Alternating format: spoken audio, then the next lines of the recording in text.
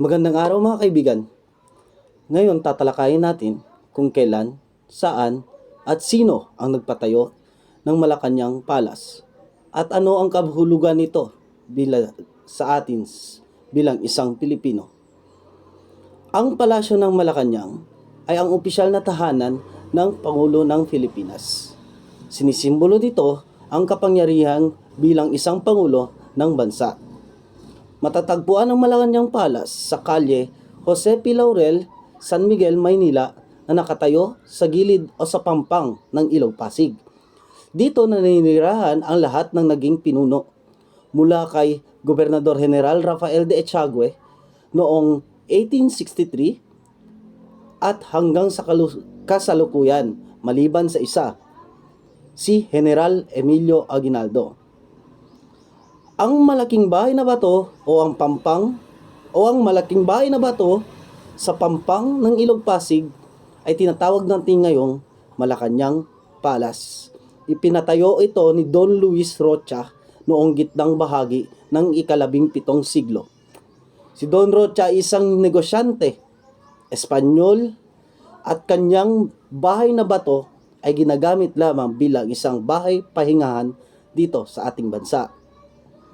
Noong November 16, 1802, pinagbili ni Don Rocha ang bahay na bato sa halagang, hulaan niya daw, ipinagbili niya ito kay Coronel Jose Miguel Formento sa halagang 1,000 pesos lamang. Pwede kaya natin bilhin ito ngayon sa halagang yan? Tayo magpatuloy. Pinagbili naman ng Coronel ang bahay na bato o ang Malacañang Palace ngayon sa pamahalaang kolonyal ng Espanya noong January 22, 1825 sa halagang nagmahal na, sana all nagmamahal, halagang 5,000 piso, 5,000 pesos. Ganun na pala kalaki ang 5,000 piso noon. Ngayon, paano na lang? 5,000 piso ngayon, parang barya na lang, di ba? Ginamit naman na bahay bakasyonan ng Gobernador General ang bahay na bato kung tag-araw. Noong 1863 ay nagkaroon ng isang lindol at winasak ng lindol ang bahay ng Gobernador General na nakatayo sa Intramuros. Kaya nagpa siya ang pamahalaang kolonyal ng Espanya na gawing tahanan ng Gobernador General ang bahay ng bato. Ito'y naging opisyal na palasyo at tirahan ng pinuno ng kolonya. Sinasabing ang Malacañang Palace o ang katagang Malacañang ay nagmula sa may lakan dyan, na ibig sabihin ay may isang lalaking matipuno na nakatira dyan.